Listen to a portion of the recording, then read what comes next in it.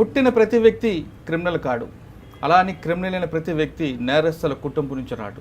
జైలుకు వెళ్ళిన తర్వాత అక్కడ తమ చేసిన తప్పు తెలుసుకొని బయటికి వచ్చిన వారిని పరిచయం చేసి ఈ కార్యక్రమంలో ఈ వారం మన గెస్ట్ రాజేందర్.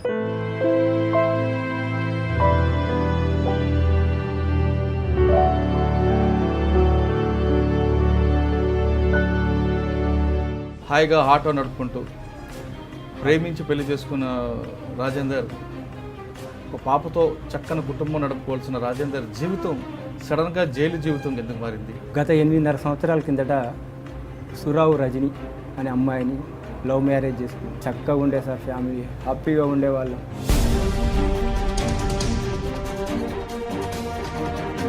ప్రేమించావు, అమ్మాయిని తీసుకొచ్చి నీ కష్టంతో చదివించుకున్నావు, పాప పుట్టింది, ఒక మంచి జీవితం వెళ్తున్న రాజేందర్ ఫ్యామిలీ ఆ అమ్మాయి ఎందుకు సూసైడ్ చేసుకోవాల్సి వచ్చింది? రాదు, నీ భార్యను ఏమన్నావా, చనిపోయింది నీ భార్య అంటే నాకు భయం అవుతుంది. ఏం జరిగింది అసలు, గిట్లెందుకు చనిపోయిందని.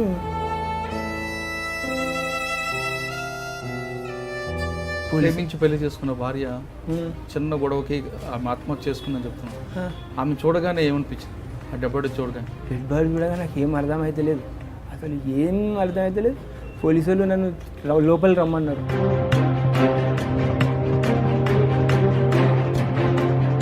ఆ మరునాడే చనిపోయిన మరునాడు ఎస్ఐ దగ్గర పోయినా, సార్ నా భార్య డెడ్ బాడీ నాకు చెప్పండి సార్ అంటే,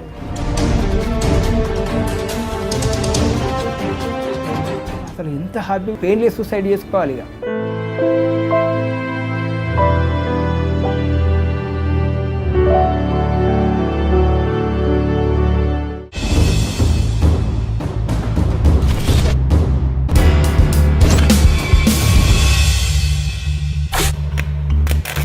వెల్కమ్ టు క్రైమ్ కన్ఫెషన్. పుట్టిన ప్రతి వ్యక్తి క్రిమినల్ కాడు. అలా అని క్రిమినల్ అయిన ప్రతి వ్యక్తి నేరస్తుల కుటుంబం నుంచి రాడు. పరిస్థితుల ప్రభావం లేదా క్షణికావేశంలో చేసిన నేరాలతో జైలు పాలి జైలుకు వెళ్ళిన తర్వాత అక్కడ తమ చేసిన తప్పు తెలుసుకొని బయటికి వచ్చిన వారిని పరిచయం చేసి ఈ కార్యక్రమంలో ఈ వారం మన గెస్ట్ రాజేందర్. ఆటో నడుపుకుంటున్న రాజేందర్, కుటుంబంతో హాయిగా ఉండాల్సిన రాజేందర్ అనే వ్యక్తి ఎందుకు జైలుకి వెళ్ళారు? జైలుకి వెళ్ళిన తర్వాత అతను పడ్డ మానసిక శోభ ఏ స్థాయిలో ఉంది? బయటకు వచ్చిన తర్వాత అతనికి సమాజం ఏ విధంగా ఆహ్వానం పలికిందా లేదా? అతను జైల్లో ఉన్నప్పుడు అతని కుటుంబం పడ్డ కష్టాలు ఏంటి అనే విషయాల్ని రాజేందర్ అంటే తెలుసుకున్నాం. రాజేందర్ నమస్తే. నమస్కారం. రాజేందర్, హాయిగా ఆటో నడుపుకుంటూ ప్రేమించి పెళ్లి చేసుకున్న రాజేందర్, ఒక పాపతో చక్కని కుటుంబం నడుపుకోవాల్సిన రాజేందర్ జీవితం సడన్గా జైలు జీవితం ఎందుకు మారింది? జైల్లోకి వెళ్ళిన తర్వాత నువ్వు పడ్డ కష్టాలు ఎలా ఉన్నాయి, బయట నీ కుటుంబం ఎంత కష్టాలు పడింది, బయటకు వచ్చిన తర్వాత ఇప్పుడు నీ జీవనం ఎలా కొనసాగుతుంది? ఈ ప్రశ్నలకు సమాధానం చెప్పే ముందు ఒక్కసారి నీ గురించి, నీ ప్రేమ వివాహం గురించి చెప్పు. సార్ నా పేరు రాజేందర్, గొలుసుల రాజేందర్. మాది కాకర్లపల్లె, రేగొండం మండలం, భూపాలపల్లి జిల్లా. గత 8.5 సంవత్సరాల కిందట సురావు రజని అనే అమ్మాయిని లవ్ మ్యారేజ్ చేసుకున్నాను. ఆ అమ్మాయి చదువుకుంటా అంది సార్. చదువుకుంటా అంటే నేను వరంగల్కి వచ్చేసిన. అమ్మాయి ఏం చదువుకుంటా అంటే ఇంటర్మీడియట్ అయిపోయింది అమ్మాయిది. చదువుకుంటా అంటే ఇక్కడ ఎంసెట్కు ప్రిపేర్ చేసింది. ఎంసెట్ రాసింది, 13,000 ర్యాంక్ వచ్చింది సార్. అగ్రికల్చర్ వచ్చేది, ఏదో పొరపాట్ల మిస్ అయిపోయింది. నెక్స్ట్ వచ్చేసి అమ్మాయిది ఫార్మసీ సీటు కన్ఫామ్ అయిపోయింది. ఇక్కడే వరంగల్లో చాలా పద్మావతి కాలేజీలో వచ్చేసింది. కానీ నేను కష్టపడ్డప్పుడు అమ్మాయి, నేను ఏం డబ్బులు తీసుకురాలేదు, ఇద్దరమే వచ్చేసాం. కానీ అమ్మాయిని చదివేయాలని కాన్సెప్ట్ నాకుంది, ఆమెకు చదవాలనే కసి ఆమెకుంది. కానీ డబ్బులు లేవు నా దగ్గర. అప్పుడు ఆ అమ్మాయి చదువుకుంటా అంటుంది. ఎలా? ఇక నాకు ఒకటే, వేరే ఎక్కడ జీతం ఉన్నా 4,000 5,000 ఇస్తా అంటారు. మీ ఇద్దరు పరిచయం ఎలాగా? పరిచయం అంటే ఇంటి పక్క పంట అమ్మాయే చూసేవాడిని రోజు. అమ్మాయి అడిగింది నన్ను, రాజు నన్ను పెళ్లి చేసుకుంటావా అని. కానీ అమ్మాయి అప్పుడు మైనర్, పెళ్లి చేసుకోకూడదని చేసుకోలేదు. మేజర్ అయినాక అదే అమ్మాయిని పోలీస్ స్టేషన్లో పెళ్లి చేసుకున్నాం. తల్లిదండ్రులకి అందరూ దూరం అయిపోయారు. మేము వచ్చి ఇక్కడ బతకాలని వరంగల్లో బ్రతుకుతున్నాం. అమ్మాయి చదువుకుంటా అంటే కాలేజీకి రోజు వెళ్ళేది. నేనే ఇప్పుడు అంటర్ రోడ్లో బైపాస్లో అమ్మాయి చదువుకునేది. ఆ రూట్కు బస్సులు ఉండేవి సార్. అసలే బస్సులు లేకపోతే రోజు పోయి రావడం ఇబ్బంది అయ్యేది అమ్మాయికి. ఈ ఆటో నాకు ఉండేది. ఆ ఆటోనే నేను స్టార్ట్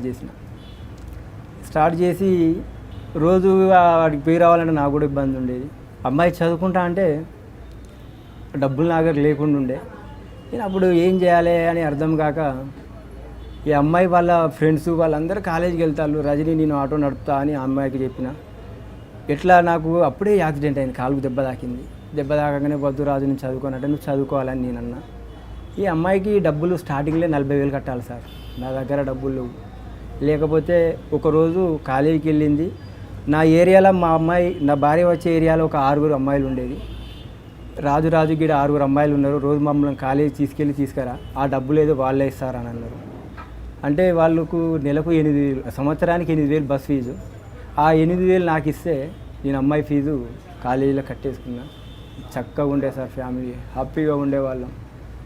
ఈ అమ్మాయిని పొద్దుగాల మార్నింగ్ 6 గంటలకు రెడీ చేసుకొని కాలేజీ తీసుకెళ్ళి వచ్చేవాడిని. డైలీ అదే నాకు ఉండేది. కానీ సడన్గా ఈ అమ్మాయి సూసైడ్ చేసుకుని చనిపోయింది సార్. సూసైడ్ ముందు పాప పిల్లలు ఉన్నారు. పాప రీసెంట్లీగా నా కేసు అయి ఇప్పుడు 1.5 year అవుతుంది. పాప పుట్టాక సూసైడ్ పుట్టినాక అమ్మాయిది ఫార్మసీ అయిపోయింది. మళ్ళీ గ్రూప్ 2 అది ఒక 6 నెలలు అట్లా చదువుకుంది. మళ్ళీ కంప్యూటర్ కోచింగ్ ఒక 3 నెలలు చదువుకుంది. ఇక తీరా టైంలో అమ్మాయి నా చేతికి వచ్చింది. బాగుండే లైఫ్లో చనిపోవట్లా. నాకు ఇక ఏం అర్థం కాలే ఇట్లెందుకు జరిగింది అని. అంటే దానికి కారణాలు ఇక వేరే ఉన్నాయి సార్, వాళ్ళే అన్నీ. అంటే సూసైడ్ ఎందుకు చేసుకుంది? ఇద్దరు చెప్తున్నావు హాయిగా ప్రేమించావు, అమ్మాయిని తీసుకొచ్చి నీ కష్టంతో చదివించుకున్నావు, అవును, పాప పుట్టింది, ఒక మంచి జీవితం వెళ్తున్న రాజేందర్ ఫ్యామిలీ ఆ అమ్మాయి ఎందుకు సూసైడ్ చేసుకోవాల్సి వచ్చింది? వాళ్ళు నా దగ్గరికి రాలేదు సార్. పెళ్ళైన కంచెల్లి నా భార్య డెలివరీ అయినప్పుడు కూడా రాలేదు నా దగ్గరికి. మా భార్యకు డెలివరీ నేనే చేసుకున్నా సార్. ఆ పాపకు 10 రోజుల పాపకు నేనే స్నానం చేయించుకొని, నా భార్యకు నేనే స్నానం చేయించుకునేవాడిని. సడన్గా నా బిడ్డ బర్త్డేకు మా అత్తగారు వచ్చి అప్పుడు స్టార్ట్ అయింది సార్ నాది. ఇక అంటే సూసైడ్ ముందు రోజు ఏం జరిగింది మీ ఇద్దరు? ముందు రోజు ఏమైందనంటే అమ్మాయి హైదరాబాద్కి వెళ్తా అంది. హైదరాబాద్కి వద్దు రజని, ఇప్పుడు పోయే కాన్సెప్ట్ ఎక్కడిది హైదరాబాద్కు, వద్దు అని నేనన్నా. నేను వెళ్తా అన్నది. వద్దు అని అన్నలే. ఆ రోజు మా బాంబార్ది గారు మా ఇంటికి వచ్చిండు. ఏది, నా భార్య వాళ్ళ చిన్న బాబు కొడుకు. వాడికి ఒక 1000 రూపాయలు ఇవ్వాలంటే వాడికి ఇచ్చేసినాక ఆ రోజు నేను మా మామగారి దగ్గరికి వెళ్ళాలి. ఎందుకంటే మాకు డబ్బులు రావాలి మా మామగారి దగ్గర నుంచి. నేను పోయి అడిగి నా భార్యను ఎందుకు ఇట్లా ఇబ్బందులు అయిపోతాను, మీరు ఇదేంది అని తెలుసుకోవడానికి నేను కాకర్లపల్లికి వెళ్దామని నేను రెడీ అయినా.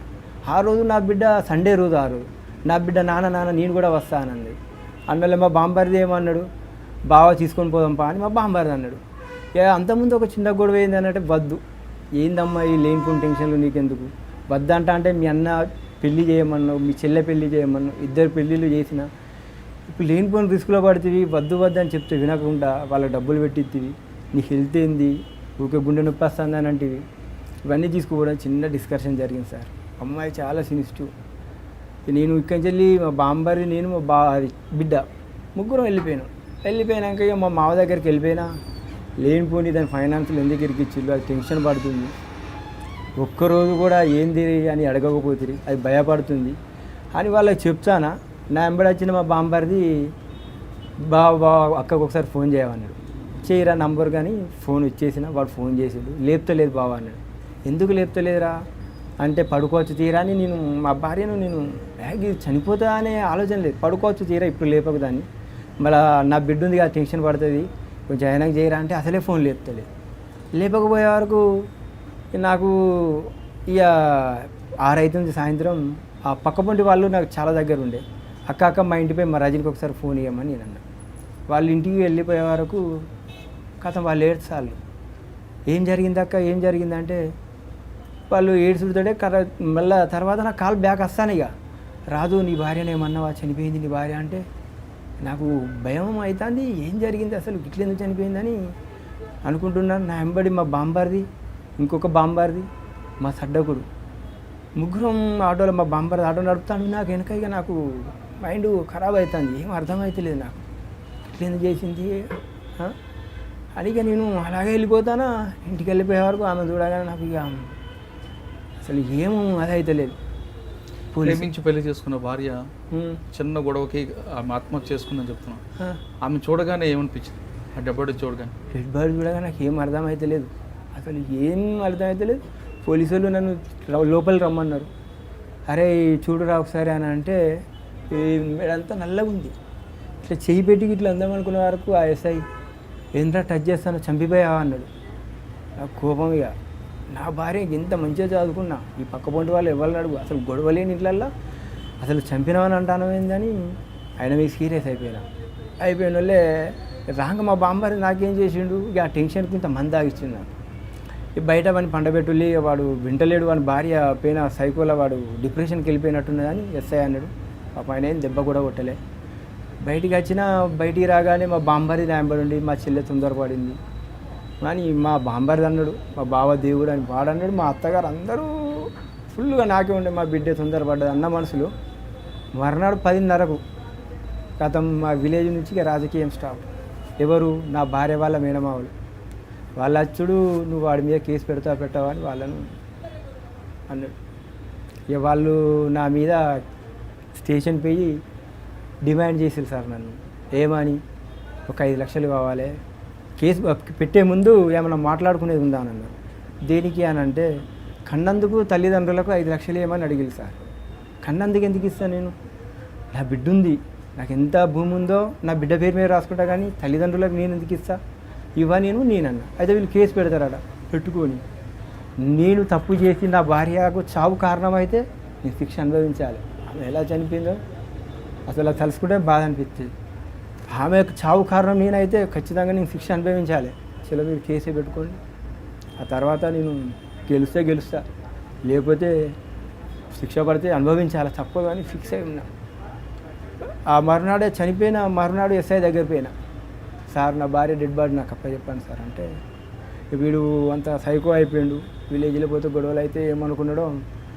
ఇక సడన్లీ బాబు ఇవాళ నైటు ఇంటికి అది వేరే బినామీ మీద తీసుకొని వెళ్ళిపోయాడు.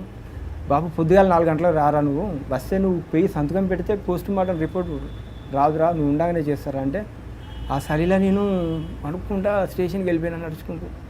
సార్ లేవో ముందుకు పోయి స్టేషన్లో కూర్చోగానే వచ్చినవారా బాబు అంటే వచ్చిన. 9 అవుతుంది, టిఫిన్ చేయమంటే నాకు టిఫిన్ ఏడ తింటాను. నా భార్య అసలు ఇంతవరకు చూడలే, ఒక నైట్ చూసిన మళ్ళీ చూడలే నేను. మళ్ళీ వెళ్ళిపోవాలి, చూడాలి కనీసం అనే ఆకృతితో ఉన్న. ఎస్ఐ ఏం చేసిండు, 1-2 గంటలు 4 అవుతుంది, నన్ను మెడికల్ చెకప్ పంపిస్తాను, నాతో సిగ్నేచర్లు పెడతాను.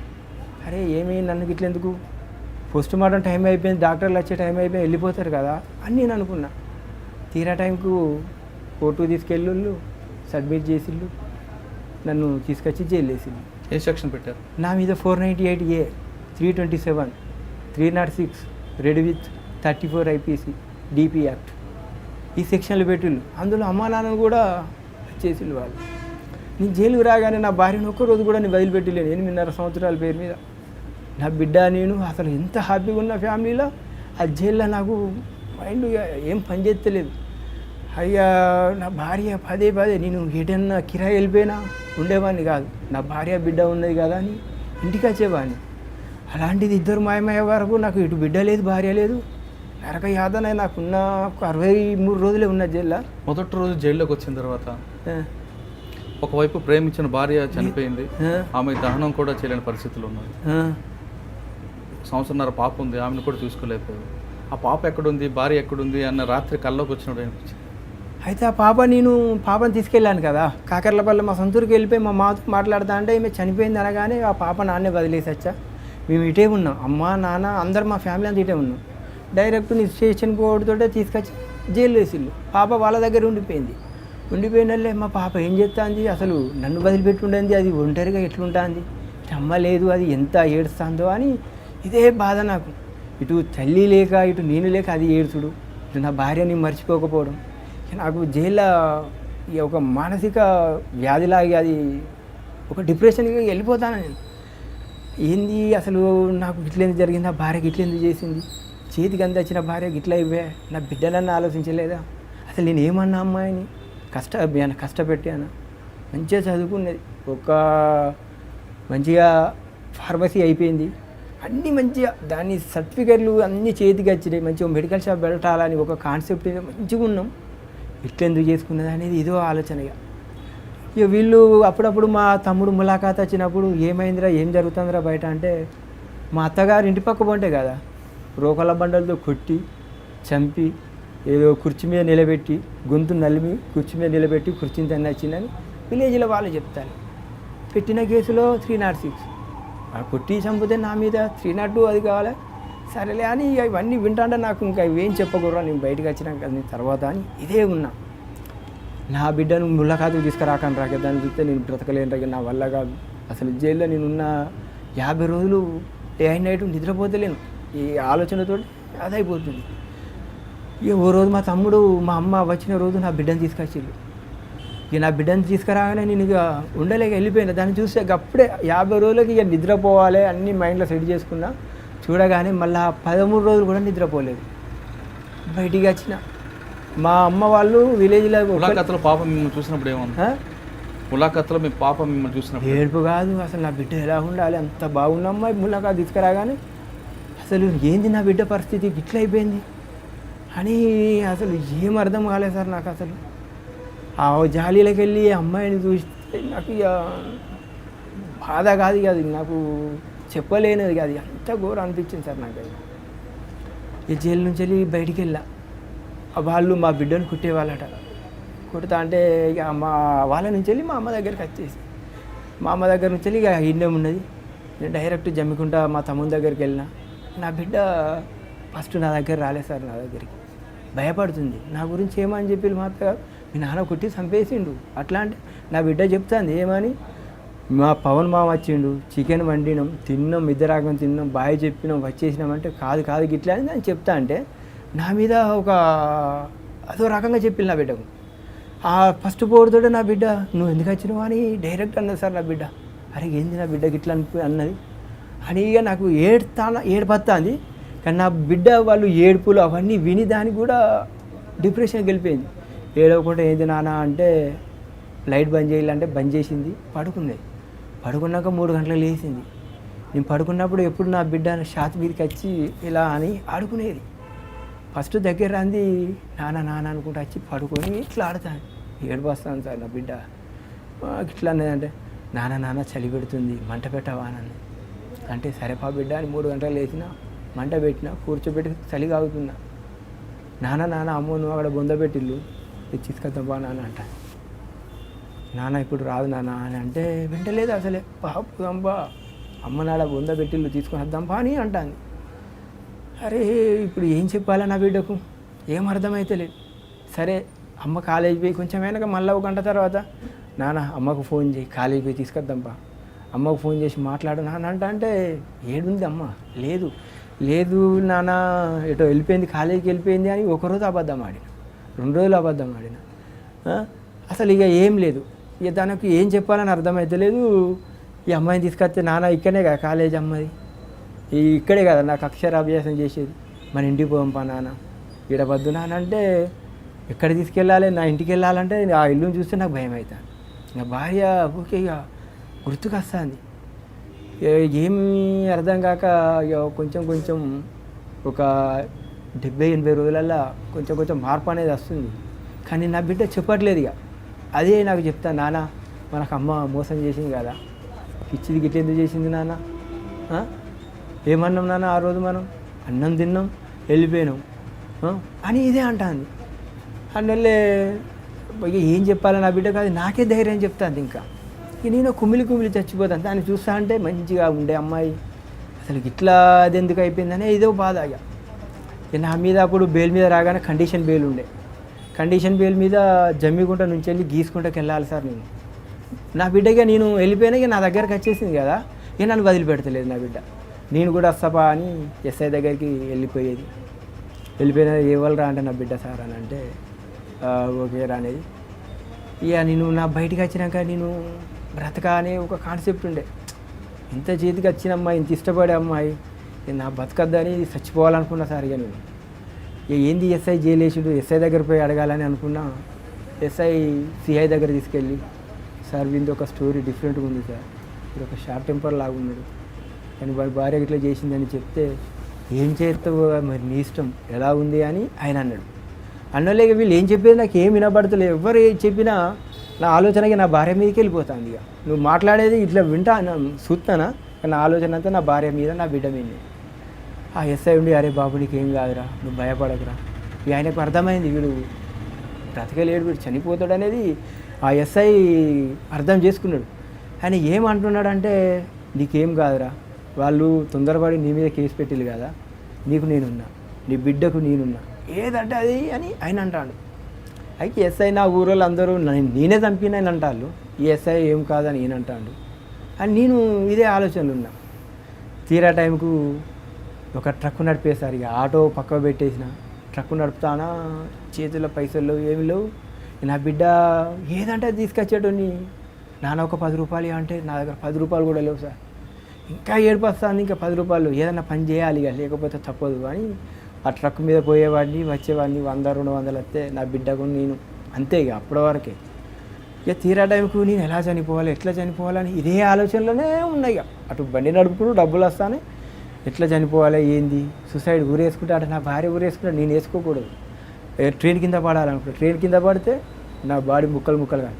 దానికి ఇక నేను నాలెడ్జ్ బాగుంది, వెబ్సైట్లన్నీ ఇక సెర్చ్ చేసిన, పెయిన్లెస్ సూసైడ్ చేసుకోవాలి, ఇక చచ్చిపోవాలి. ఇక నేను కానీ ఆ టైంలో మీ పాప గుర్తు రాలేదు, నాకు అస్సలేదు. ఇక నా మొత్తం పాప మీద ఫోకస్ చేయాలి, ఇక మొత్తం నా భార్య మీదనే ఫోకస్.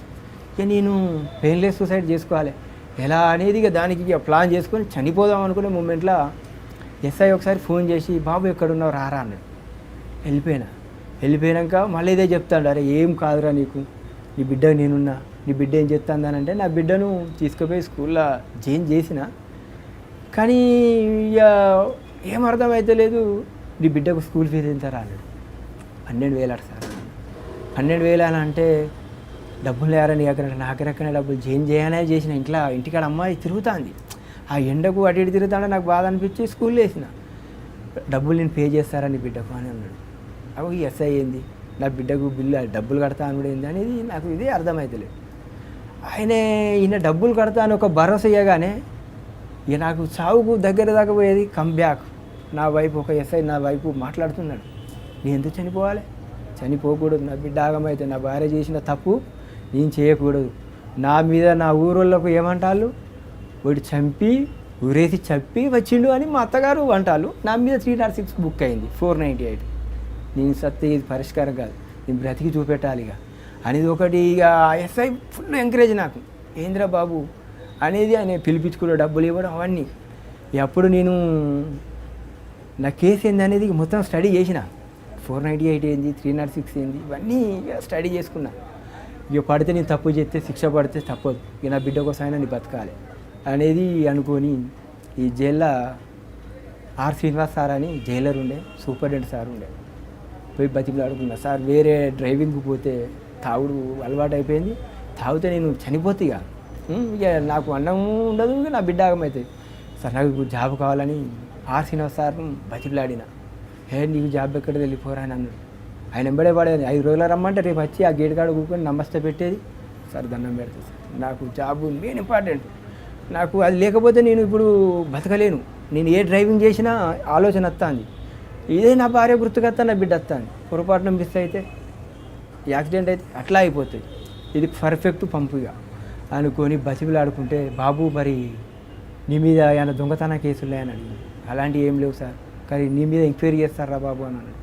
చేసేది ఏమి, ఎస్ఐ నాకున్నాడు ఎంబడి, ఆయన ఎలా అంటాడో ఆయనే చెప్తాడు కదా అని ఇక్కడ సరే నేను అడుగుతా అని ఎస్ఐ దగ్గరికి వెళ్దాం. మళ్ళీ ఎస్ఐ విఠల్ దగ్గరికి వెళ్ళి, సార్ ఇట్లా నా గురించి ఎంక్వైరీ వస్తారట, సెంట్రల్ జైల్లో నెలకు 12,000 ఇస్తారు సార్ అంటే అరే నువ్వు ఇమ్మీడియట్లీ వెళ్ళిపోయి సూపరింటెండెంట్ తోటి ఇది నా పర్సనల్ నంబర్ నువ్వు ఫోన్ చేపిరా నీకు ఏ షూరిటీ అయినా నేను పడతానన్నాడు. అరే ఇక ఈయన ఇట్లా చెప్పాడు కదా అనుకున్నా డైరెక్ట్ ఆర్ శ్రీనివాస్ సార్ కలిసితోటే బాబు రేపు రా అన్నాడు.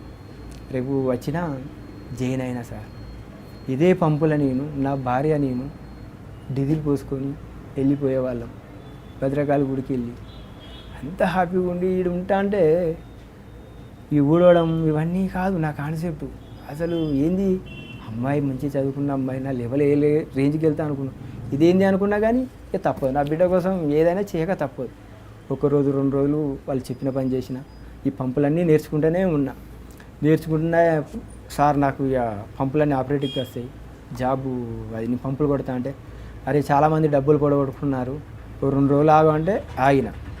ఫస్ట్ ఆ పంపు నేను కొట్టిన పంపు 3వ నంబర్ ఫస్ట్ ఎక్కుడుతాడిగా నా భార్యను అదే ఆలోచనలో వండుకుంటూ డబ్బులు ఇస్తున్నా. పర్ఫెక్ట్ ఎంత కొట్టినా నా భార్య గుర్తుకొస్తాను. ఎంత డైవర్ట్ చేసినా నా భార్య నా బిడ్డ ఆమె గుర్తుకొస్తాను. తీరా లెక్కకు పోయే వరకు 500 షాట్ వచ్చింది సార్. 500 షాట్ రాగానే ఏం జరిగింది ఎలా జరిగిందని అవన్నీ మళ్ళీ సైపింగ్ మిషన్లు ఉంటాయిగా అవన్నీ నేను చెక్ చేసుకున్నా. కానీ ఒక సైపింగ్ చీటీలో 500 క్యాన్సల్డ్ అని వచ్చింది. కానీ అది క్యాన్సల్డ్ అని నేను చూసుకోలేదు. సేల్ అని ఉంటే మా అకౌంట్లో పడుతుంది క్యాన్సల్డ్ అని వచ్చింది. అమ్మో ఆయన 520 రూపాయలు పోయా కాదు అలా చేసిన ఎంత వెళ్ళిపోయినా అనుకున్నా. అయినా పోతే నా మంచిగా అనుకున్నా. అయినా నేను ముందుకు వెళ్ళాలి ఏం కాదని ఒక ధైర్యంతో వెళ్ళిపోయినా భద్రకాళి గుడికి వెళ్ళిపోయినా ఏదో హుండీలు వేసింది అనుకున్నా.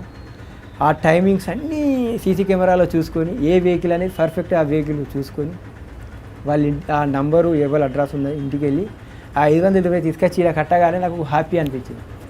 మర్నాడు 3వ నంబర్ పంపు కొట్టగానే మళ్ళీ 200 పోయినాయి సార్. ఇదే ఆలోచనగా అలా అయిపోయాక మళ్ళీ ఇంకో పంపు కొట్టగానే 80 రూపాయలు పోయినాయి. ఇక అప్పుడు నాకు ఇక నా భార్యను గుర్తు చేసుకోవద్దు ఇక నా బిడ్డను గుర్తు చేసుకోవద్దు పర్ఫెక్ట్గా డ్యూటీ చేయాలి. చేసినాకనే బయటికి వెళ్తే గుర్తుకొస్తే అప్పుడు అని ఇక ఫుల్ పంపు మీద ఇక నా ఆలోచన అనేది ఇక నా భార్య మీదకి వెళ్ళి ఇక డైవర్ట్ చేసుకుంటూ ఇక నా బిడ్డ కోసం నేను కష్టపడాలి. నా బిడ్డ పేరు ₹1 కూడా ఫిక్స్ చేయలే అసలు ఏం చేయలే. నా భార్య చేతికి అందిస్తే మేము అనుకున్నాం నేను కష్టపడ్డదంతా ఇంటికి వెళ్ళిపోవు నా భార్య కష్టపడ్డదంతా నా బిడ్డకే కదా అని అనుకున్న కాన్సెప్ట్లో ఇట్లా అయిపోయా అని నేను ఇక రోజు డ్యూటీకి వచ్చేది సార్. వచ్చి ఇక పర్ఫెక్ట్గా అయిపోయినా అసలు నన్ను చూస్తే నేనున్న ఏరియాలో గడ్డ పెరిగి ఆ ఏరియాలో నన్ను పిచ్చోడు అనుకున్నారు సార్. వీడు పిచ్చోడు వీడి భార్య చనిపోయింది వీడు పిచ్చి లేచిందని అందరూ ఫిక్స్ అయిపోయారు. ఇక వీడు బ్రతకడు చచ్చిపోతాడు అని అనుకున్నారు. ఆర్ శ్రీనివాస్ సారు డ్రెస్ ఇచ్చిండు షూ ఇచ్చిండు పోయి సేవింగ్ చేసుకొని యూనిఫామ్ వేసుకొని అత్త అంటే అందరూ షాక్ అవుతారు. అరే వీడు ఇన్ని రోజులు పిచ్చోళ్ళలాగా తిరిగిండు వీళ్ళు ఏందనగానే పంపు కాడికి వచ్చి పర్ఫెక్ట్గా పని చేసుకోవడం ఇంటికి వెళ్ళడం గుర్తుకు వస్తుంది. ఇప్పుడు ఏడుపు కాదు కదా నిద్ర పట్టదు సార్. అసలు ఆమె మంచిది ఎంత మంచి అంటే మా అమ్మ ఎలా చూసుకున్నా అంత బాగా చూసుకున్నది సార్ నన్ను. కానీ నేను కూడా అంత డబ్బులు చూసుకున్నాను. రాజు ఫైనల్గా నా క్వశ్చన్ చాలా క్లియర్గా చెప్పండి.